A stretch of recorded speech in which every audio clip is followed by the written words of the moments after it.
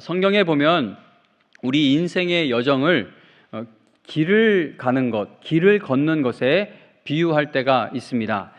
우리가 낮에 길을 걸을 때가 있고 또 어떤 때는 밤에 길을 걸을 때가 있는 것처럼 인생길을 걸어갈 때에도 환하고 밝은 길을 걸을 때도 있지만 참 어둡고 앞이 잘 보이지 않는 그러한 밤길을 걸어야 할 때도 많습니다. 사람들은 인생길이 캄캄해질 때, 가야 할 길이 보이지 않게 될 때 세상에 있는 모든 것을 다 동원해서 가야 할 길을 비추어 보려고 합니다. 돈으로 비추면 보일까? 건강이 회복돼서 비추면 보일까?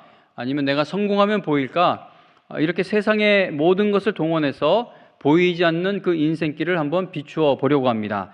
그러나 이 세상의 어떤 것으로 인생길을 비추면서 그 길을 가도 결국은 죽음이라는 곳으로 향하여 가게 될 뿐입니다. 오직 하나님의 말씀만이 우리 영혼이 가야 할 바른 길을 비추어 줄 수 있습니다. 오늘 우리가 읽은 본문에 보면 시편 기자는 주의 말씀은 내 발의 등이요, 내가 가는 그 길의 등불이요, 내 길의 빛이니이다 라고 고백합니다. 지금 여러분들은 이 시편 기자와 같은 신앙의 고백을 가지고 계십니까? 여러분들은 인생길을 무엇으로 비추려고 지금 간절히 바라고 계십니까? 시편 기자처럼 주님의 말씀이 내 발의 등불입니다. 내 길에 주님의 말씀만이 내 가는 길에 빛입니다. 이러한 신앙의 고백을 가지고 계십니까? 오직 하나님 말씀만이 우리가 반드시 가야 하는 그 길을 보여주는 등불이 되고 빛이 되어줄 수 있습니다. 예수님만이 하나님 아버지께로 갈 수 있는 유일한 길이 되어주시는데 그 예수님을 볼 수 있는 것은 오직 말씀을 통해서입니다. 매해 10월 31일이 되면 헬로윈 데이를 즐기는 모습이 여기저기 가득합니다. 예전에 저희 집 아이들이 유치원 다닐 때 저는 유치원에서 헬로윈 데이 파티하는 것이 너무나도 싫어서 그 귀신 파티를 왜 유치원에서까지 하는지 저는 그게 납득이 되지 않아서 아이들을 그날만 되면 유치원에 보내지 않았던 적이 있습니다. 그런데 애들이 너무 슬퍼하고 왜 우리는 이날만 되면 유치원을 가면 안 되냐고, 그래서 어쩔 수 없이 호박 그려진 그런 망토 같은 거 하나 줘서 모자 씌워서 보냈던 그러한 적이 있습니다. 지난해 발생했던 이태원 참사의 영향 때문인지 올해 할로윈에는 기업들이 예년에 비해서는 마케팅에 좀 소극적인 모습을 보이고 있는 것 같습니다. 이런 참사는 1년, 2년, 3년, 4년이 지나도 잘 잊혀지지가 않는 일이죠. 너무나 슬픈 일이 지난해에 있었습니다.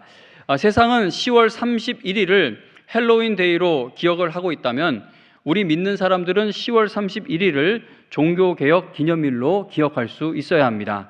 마틴 루터가 당시 로마 카톨릭의 부패한 모습을 비판하며 1517년 10월 31일 독일 비텐베르크 대학 교회의 정문에 95개 조항의 반박문을 붙이게 됩니다. 1517년 10월 31일 바로 이날을 시작으로 오직 성경의 권위만을 강조하는 종교개혁 운동이 시작됩니다. 단 한 사람이 일어나 로마 가톨릭 교회의 죄악된 관습을 깨트릴 수 있을 것으로는 아무도 상상하지 못했을 것입니다. 당시 교황이나 이 가톨릭이 얼마나 무섭습니까? 그냥 딱 너 잘못했다, 너 성경에서 어긋났다, 그리고 그냥 사형시키면 그냥 죽일 수 있는 것이 그들이 가지고 있는 힘이었죠. 그런데 거기에 한 사람이 일어나서 대항할 것으로 아무도 상상하지 못했을 것입니다. 루터처럼 연약한 사람이 혼자서 거대한 권력과 재력을 가진 교황에게 맞서는 것은 이건 죽으려고 작정한 일과도 같은 것이었습니다. 도저히 이길 승산이 없는 싸움을 시작한 것입니다. 그러나 역사의 기록을 통해 보듯이 루터를 통해 종교개혁 운동이 시작되어서 잘못된 교회와 교황에게 맞서는 종교개혁자들이 일어나게 되었고 결국은 바른 교회가 세워지게 되었습니다. 루터가 겁이 없었기 때문에 로마 가톨릭과 교황에게 문제 제기를 했던 것이 아닙니다. 로마 가톨릭 교회의 잘못된 점을 공개적으로 이야기하면서 교황에게 맞서는 것은 죽을 각오를 해야 하는 일이었기 때문에 루터는 너무나도 두려워했습니다. 그가 정말 무서워했어요. 이게 나는 할만하다, 까짓 거 해보자, 겁이 없어서 했던 것이 아니라는 겁니다. 그러면 루터에게는 어떤 믿는 구석이 있었기에 로마 가톨릭의 잘못된 점을 지적할 수 있는 그 담대함이 있게 되었던 것입니까? 그러니까 우리가 약해 보이는 사람이 엄청나게 세 보이는 사람한테 막 대들고 막 뭐라고 하면은 저 사람 뭔가 믿는 구석이 있나 보다 그렇게 생각을 하지 않습니까? 그럼 루터 같은 사람이 어떻게 감히 교황에게 이렇게 문제 제기를 할 수 있었느냐는 겁니다. 뭘 믿고? 루터가 교황에게 맞설 만한 재력과 권력 가진 세력들을 뒤에다 다 준비시켜 놓고 95개의 반박문을 붙였던 것입니까? 그렇지 않습니다. 루터가 교회의 잘못된 점을 논의해 보자고 담대하게 반박문을 붙일 수 있었던 것은 그가 하나님의 말씀을 바르게 깨닫게 되었기 때문이었습니다. 어떤 폭동을 일으키고 뭔가 전복하고 막 이렇게 무력으로 싸움에서 뭘 엎어버리기 위해 반박문을 붙였던 것이 아니라 루터가 하나님의 말씀에 크게 은혜 받아서 말씀을 보고 듣는 눈과 귀가 열리게 되자 지금 교황과 저 가톨릭이 하고 있는 예를 들어 면죄부를 팔고 이런 것은 정말 성경에서 어긋난 일이니 이거에 대해서 우리가 한번 논의해 보자. 이게 과연 성경적으로 옳은 일인가 보자. 그 불붙는 마음으로 반박문을 붙이게 된 것입니다.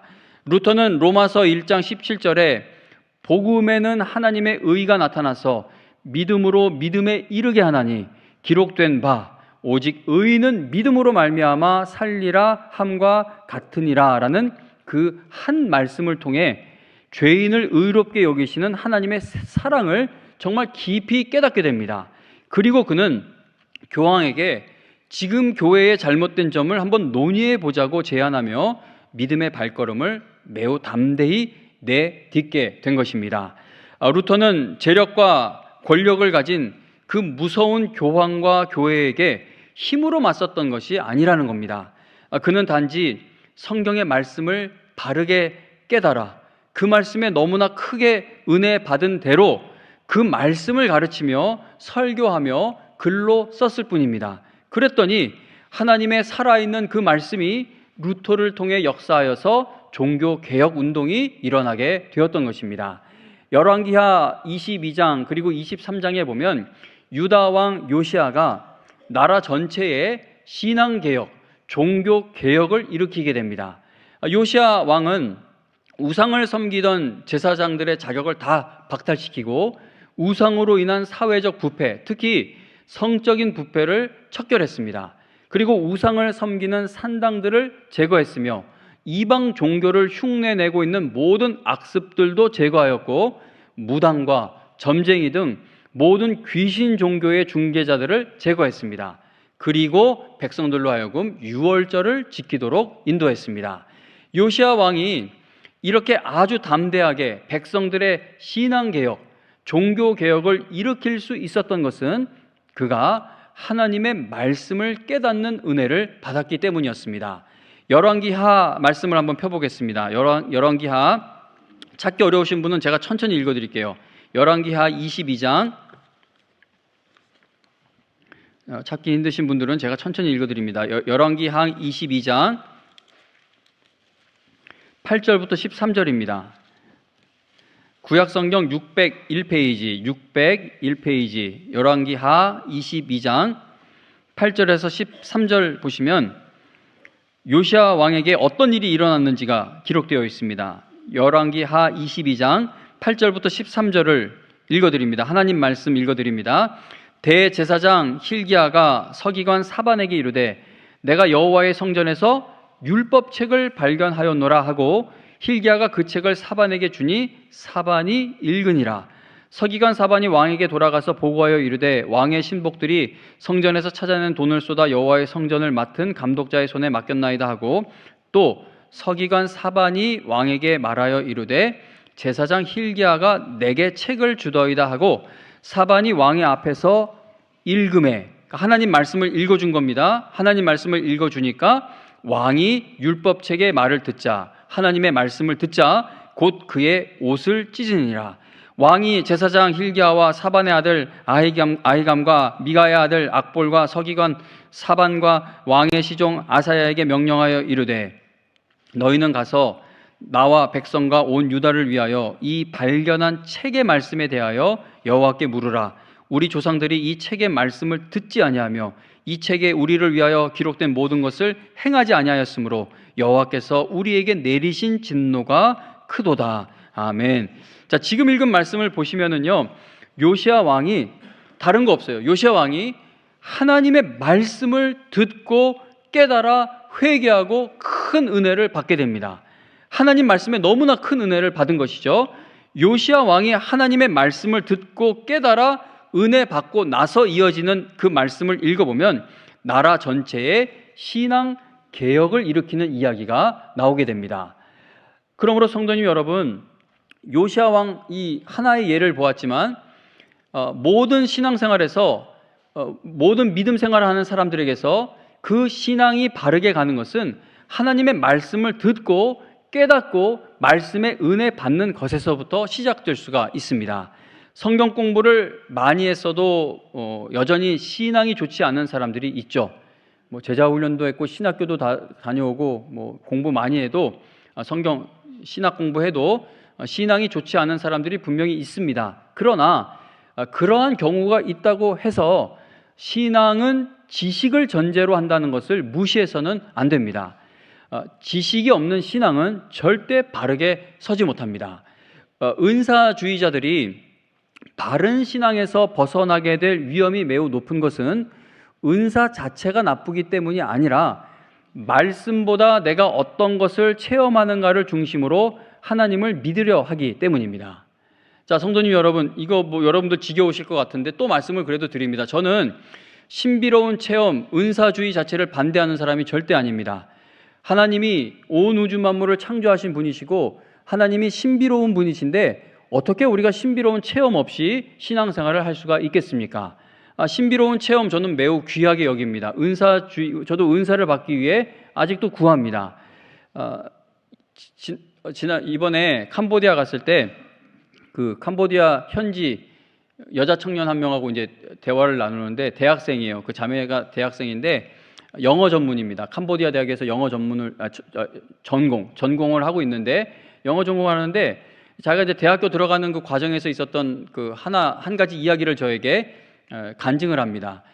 꼭 그 시험을 통과해야 되는데 그 한 문제가 틀리고 맞는 게 너무나 중요한 시험이었다고 합니다. 근데 문제 하나가 도저히 모르겠더래요. 그래서 찍어야 되는데 뭘 찍었냐면 A, B, C, D가 있으면 A를 찍었는데 맞아서 통과했다고 합니다. 근데 왜 A를 찍었냐면 아멘, 아멘이 A로 시작해서 A를 찍었다고 합니다. 그래서 하나님께 영광 올려드린다고 이야기를 하는데 저는 이거 의심할 필요가 없다고 생각해요.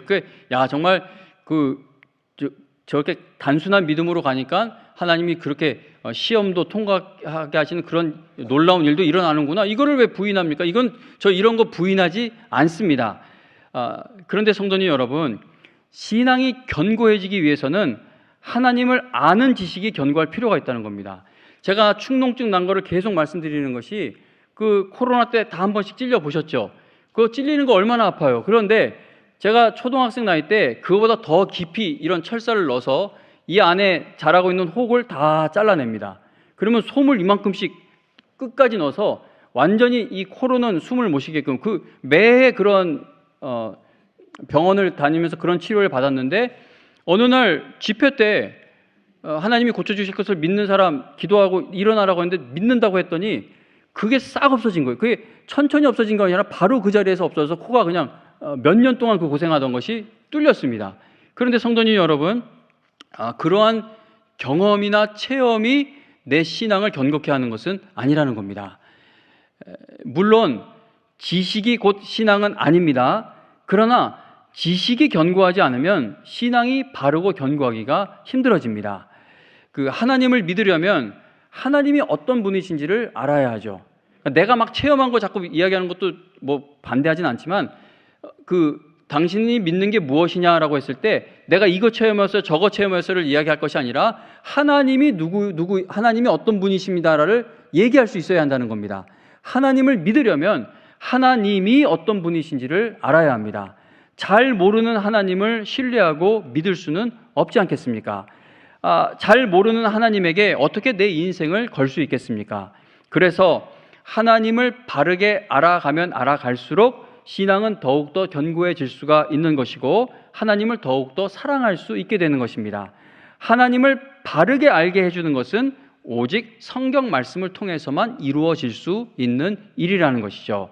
내가 어떤 신비로운 체험을 했다면 성경적으로 그 체험이 맞는 것인지를 반드시 확인해 볼 필요가 있습니다. 오늘 본문 시편 119편으로 다시 가보시면 119편 105절에서 시편 기자는 주의 말씀은 내 발의 등이요 내 길의 빛입니다 라고 고백합니다. 주님의 말씀이 내 발의 등불이 되고 내가 가는 길에 빛이 되기 위해서는 먼저 말씀을 깨닫는 은혜가 있어야 한다는 겁니다. 그래서 105절 훨씬 이전 33절 34절에 보시면은요, 시인은 하나님께 여호와여 주의 율례들의 도를 내게 가르치소서 내가 끝까지 지키리이다. 그리고 또 하는 말이 나로 하여금 깨닫게 하여 주소서 내가 주의 법을 준행하며 전심으로 지키리이다 라고 기도합니다. 그러니까 하나님의 말씀을 지키기 위해서는 먼저 하나님의 말씀을 깨닫는 일이 필요한 것입니다. 구약 성경의 호세아 선지자나 신약 성경의 바울 사도는 하나님의 백성들이 올바른 지식이 없이 열심만을 가지고 하나님을 섬기는 잘못을 지적합니다. 그러니까 예를 들어 호세아서 6장 6절에 보면 나는 인애를 원하고 제사를 원하지 아니하며 번제보다 하나님을 아는 것을 원하노라라고 하나님께서 말씀하십니다. 자, 성도님 여러분, 번제를 드리는 열심이 필요합니다. 번제를 드려야죠. 예배를 드려야죠. 헌금 11조, 헌신 봉사 이거 다 필요한 일입니다. 그러나 그 모든 신앙의 열심이 하나님을 아는 것에서부터 시작되어야 한다는 겁니다.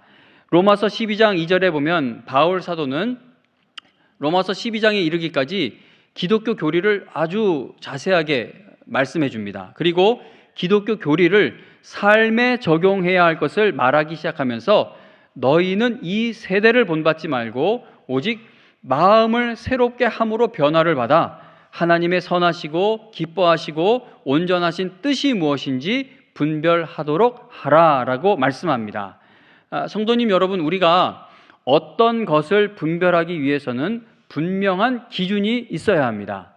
요즘에 그 명품 가품, 가짜, 짜가 이런 게 짝퉁 이런 게 많다고 하지 않습니까? 그런데 가짜를 공부해서는 어떤 게 가짜인지 찾아내는 것이 매우 힘들어집니다. 그런데 정품, 진품, 진짜가 어떤 것인지 아주 자세하게 공부를 하면은 가짜가 어떤 것인지 보여지게 되는, 확인될 수 있게 되는 것이죠. 그래서 어떤 것을 분별하기 위해서는 분명한 기준이 있어야 합니다. 이단들이 얼마나 많아요. 그런데 그 이단들에 대해 공부하는 것도 중요하죠. 그런데 이단들을 공부하는 것으로는 이단 분별하는 것이 쉽지 않습니다. 그러나 성경 말씀을 철저히 공부하면은 어떤 게 이단인지가 보여지게 됩니다. 그래서 어떤 것을 분별하기 위해서는 분명한 기준이 있어야 합니다. 하나님의 말씀을 내 삶의 기준으로 삼아야, 그러니까 하나님의 말씀을 아는 지식이 있어야 우리가 분별할 수 있는 능력도 얻을 수 있게 되는 겁니다. 몇 주 전에 가을 정기노회에 참석했는데 이제 그때 목사님들과 대화를 나누다가 지금 한국에서 아주 유명한 한 대형 교회가 초창기 때, 그러니까 지금처럼 큰 교회가 아니었을 때 그 교회에서 있었던 이야기 하나를 듣게 되었습니다. 자, 그 이야기를 여러분들에게도 말씀드리고자 합니다. 지금은 한국에서 아주 유명한 대형 교회인데 아주 오래전에 그 교회에서 이러한 일이 있었다고 합니다. 그 교회에 정말 열심히 신앙생활하는 권사님 한 분이 계셨습니다. 그분은 11조 헌금 이런 거 정말 많이 드렸고 또 어느 누구보다 헌신과 봉사도 많이 하셔서 성도들에게 위로가 되어주는 그러한 권사님이셨습니다. 그런데 이제 그 권사님이 나이가 들고 병들어 위독하게 되어서 목사님과 성도님들이 신방을 갔습니다. 여러 차례 신방을 갔지만 권사님의 상태는 점점 더 나빠졌습니다.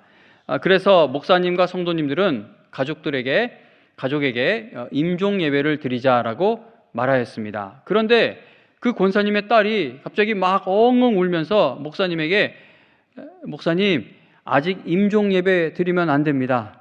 목사님, 우리 엄마 예수님 믿고 임종 예배 드려야 합니다 라고 말하였다고 합니다. 너무나도 깜짝 놀란 목사님과 성도님들이 그 따님에게, 아니 무슨 소리를 하시는 거냐고, 어머님같이 저 권사님 같은 분이 어떻게 구원을 받지 못했을 수가 있냐, 그게 무슨 말이냐라고 물었습니다. 그러니까 다른 사람들은 권사님이 헌금 드리는 모습, 열심 내는 모습 이런 걸 보면서 구원받았다고 생각하고 있었지만, 엄마와 늘 함께 생활하고 있던 그 딸은 엄마가 아직 예수님을 인격적으로 만나지 못했다는 사실을 알고 있었던 것입니다. 그래서 목사님은 성도님들과 함께 기도하며 그 권사님을 위해 간절히 기도했습니다. 다행히도 권사님의 상태가 더 나빠지지 않아서 신방을 계속 받을 수 있게 되었고, 그래서 목사님은 그 권사님에게 구원의 확신을 주는 말씀을 전하고 또 전하여 결국 그 권사님이 예수님을 믿고 나서 임종 예배를 드릴 수 있게 되었다고 합니다. 그 권사님은 교회 생활을 아주 열심히 하면서도 하나님의 말씀은 듣지 못하고 있었던 것입니다. 예배 드리는 영, 말씀을 듣는 영이 깨어 있는 자가 교회의 목사가 되어야 하고요, 직분을 받아야 합니다.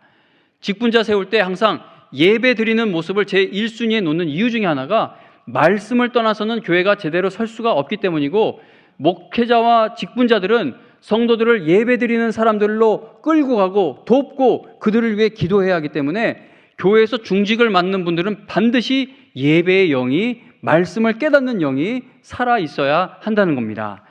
여러분들이 오늘 힘을 다해서 이 교회에 오셨고 일주일 얼마나 힘드셨어요? 세상에서 일하는 것도 힘들고 가정이 평안한 분도 계시지만 또 가정에 들어가도 골치 아픈 일들도 많고, 그렇게 힘을 다해 살다가 또 오늘 힘을 다해 이 교회에 오셨고, 내 건강과 시간을 갈아 넣으며 벌고 있는 그 돈을 11조와 헌금으로 이렇게 드리고 계셔도, 만일 여러분들이 지금 하나님의 말씀을 전혀 듣지 못하고 있다면, 예배에 그렇게 힘을 다해 나왔고 헌금도 드리고 헌신도 하는데 이 말씀이 전혀 들리지 않고 있다면, 설교하고 있는 제가 가짜 목사이든지 아니면 여러분들의 영혼이 아직 하나님을 만나지 못했든지 둘 중 하나일 가능성이 매우 높다는 겁니다. 신앙의 수준은 하나님의 말씀을 깨닫는 것에 달려 있습니다. 베드로전서 1장 23절에 보면, 여러분이 거듭난 것은 하나님의 살아있고 항상 있는 말씀으로 된 것입니다 라고 말씀합니다. 여러분들이 구원받은 것, 거듭난 것은 항상 있는 말씀으로 된 일이라고 하는데, 이 말씀이 전혀 들리지 않고 있다면 설교자가 잘못되었거나 아직 구원받지 못했거나 둘 중에 하나인 것이죠. 야고보서 1장 18절에서는 하나님의 뜻에 따라 진리의 말씀으로 우리를 낳으셨다라고 말씀합니다. 하나님의 말씀이 없이는 거듭나지 못한다는 겁니다. 요한복음 17장 17절에 보면 십자가를 지셔야 하는 예수님이 하나님께 그들을 진리로 거룩하게 하옵소서라고 하시면서 진리가 무엇인지 설명하시죠. 아버지의 말씀은 진리니이다 라고 제자들을 위해 기도하십니다. 예수님은 하나님 아버지의 말씀으로 제자들이, 즉 여러분과 제가 거룩하게 되기를 기도하시는 겁니다. 말씀이 없이는 그리스도인의 삶에 참된 변화, 거룩한 변화가 일어나지 못합니다. 제가 앞서 말씀드린 것처럼 축농증 그게 얼마나 신비로워요. 아니 매해 겨울철만 되면 잘라내고 손뭉치를 이만큼씩 넣고 자다가 새벽마다 일어나야 했던 그 고통이 그 예배 시간 한 번에 다 없어진 거예요. 그런데 성도님 여러분, 그 체험으로 저의 삶이 거룩하게 변화되는 것이 아니라는 겁니다. 우리의 이 신앙이, 삶이, 우리의 모습이 하나님께서 바라시는 모습으로 거룩한 변화가 일어나는 것은, 이거는 말씀의 은혜 받아야 일어날 수 있는 신비로운 일이라는 것이죠. 하나님께서 교회와 성도를 거룩하게 변화시키시며 개혁하시기 위해 사용하시는 중요한 도구가 말씀입니다. 그 출애굽한 백성들 온갖 기적 다 봤는데 안 변해요. 죽어도 안 변해요. 하나님께서 그들을 변화시키기 위해 주신 것은 말씀인 것이죠. 디모데전서 4장 5절에 보면 하나님의 말씀과 기도로 거룩하여집니다라고 말씀합니다. 하나님의 말씀인 성경이 없다면 우리는 믿음을 가질 수가 없고 신앙생활도 할 수 없게 될 것입니다. 교회 생활을 하면서 여러 가지 체험도 하고 놀라운 일을 경험해도 하나님이 나에게 이만큼 복을 주셨다라고 그렇게 간증을 해도 그 모든 일들이 하나님의 말씀을 근거로 하여 체험하고 있는 것이 아니라면 그 신앙은 결국 무너지게 되거나 잘못된 길로 가게 될 것입니다. 하나님께서 우리에게 성경을 주신 것은 이 말씀을 통해 하나님 자신을 알려주시기 위해서이죠. 하나님의 말씀인 성경을 떠나서는 어떤 사람도 하나님을 찾아갈 수 없고 하나님께 나아갈 수 없습니다. 하나님의 말씀이 없이는 구원받지 못합니다. 구원받은 후에도 하나님의 말씀이 없이는 바른 신앙생활을 절대 할 수 없습니다. 지금 내가 아무리 괜찮은 것 같고 모든 일들이 다 잘 되고 있는 것 같아도 하나님 말씀에 은혜 받지 못하고 있다면, 하나님의 말씀을 매일 찾지 않고 있다면, 하나님의 말씀이 없이는 나는 갈 곳이 없다는 그 신앙의 고백이 없다면 영적으로 매우 심각한 상태에 있는 것입니다. 사도행전 10장 44절에 보면 성령이 말씀 듣는 모든 사람에게 내려오셨다라고 말씀합니다. 베드로가 전하는 설교 말씀을 듣고 있던 모든 사람에게 성령께서 임하시는 사건이 사도행전 10장에 기록되어 있는 것이죠. 말씀을 떠나서는 성령을 바르게 받지 못하는 겁니다. 로마서 10장 17절에 보면 믿음은 들음에서 나고 들음은 그리스도의 말씀에서 납니다 라고 말씀합니다. 마귀를 대적하는 영적 전쟁을 치르고 있는 모든 성도들에게 하나님의 전신 갑주를 입으라는 말씀이 에베소서 6장 10절부터 17절에까지 기록되어 있습니다. 영적 전쟁에서 이기기 위해 우리가 어떻게 완전 무장해야 하는지를 쭉 말해 주는데 17절에 보면은 구원의 투구와 성령의 검, 곧 하나님의 말씀을 가지라라고 말씀합니다. 성도는 하나님의 말씀으로 무장해야 영적 전쟁에서 이길 수 있다는 것입니다.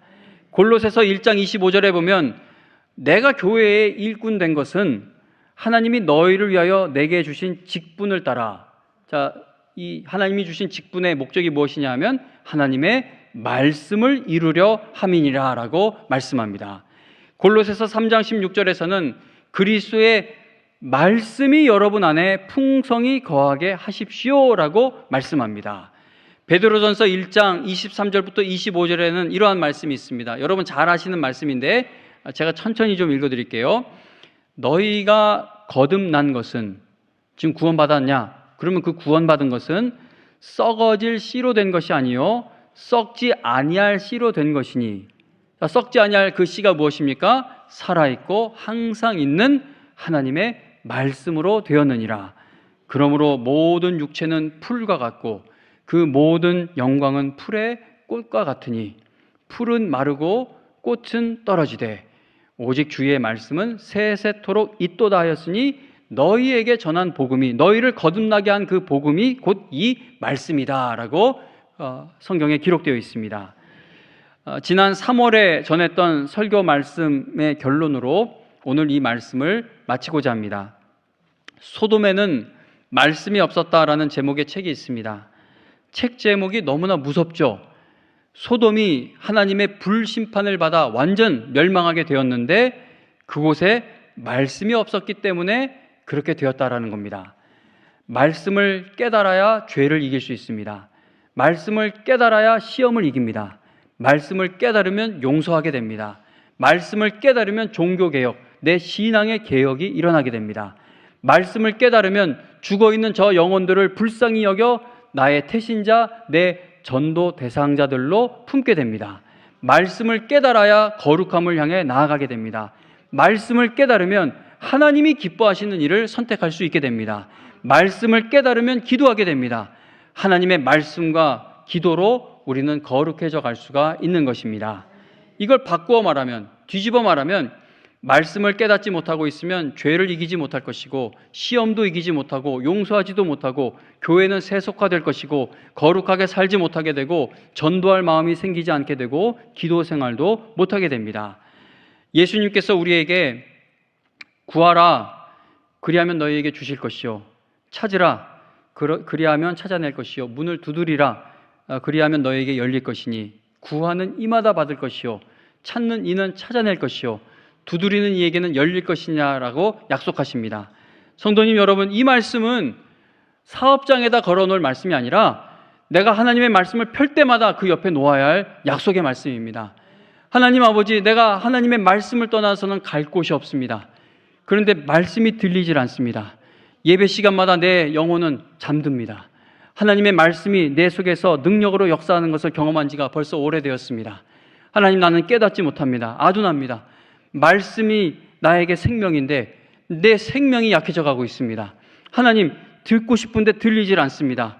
구하고 찾고 두드리고 그러면 찾아지고 열려지고 하나님 주신다고 했으니 이 약속의 말씀을 붙들고 하나님 구합니다.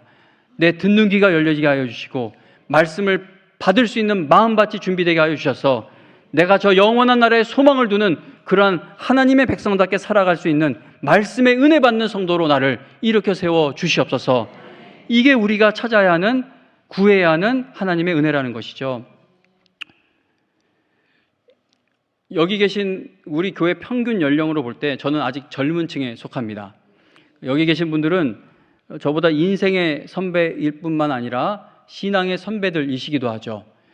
인생 선배, 신앙의 선배이신데, 그러다 보니까 상대적으로 제가 더 젊은 나이에 있다 보니까 여러분들은 제가 나이 들어가는 모습을 보고 계시고 저는 여러분들이 늙어가는 모습을 보고 있습니다. 겉사람은 후패해져 간다고 성경은 이야기합니다. 아무리 온갖 좋은 거 다 먹고 동안이란 칭찬 받아도 결국은 우리는 늙어갈 것이고 나이가 들어갈수록 저 계단 올라오는 게 힘들어질 것이고 더 이상 병원을 가도 그냥 늙어서 그렇다는 그런 마음에 들지 않는 의사 말을 듣게 되는 줄로 압니다.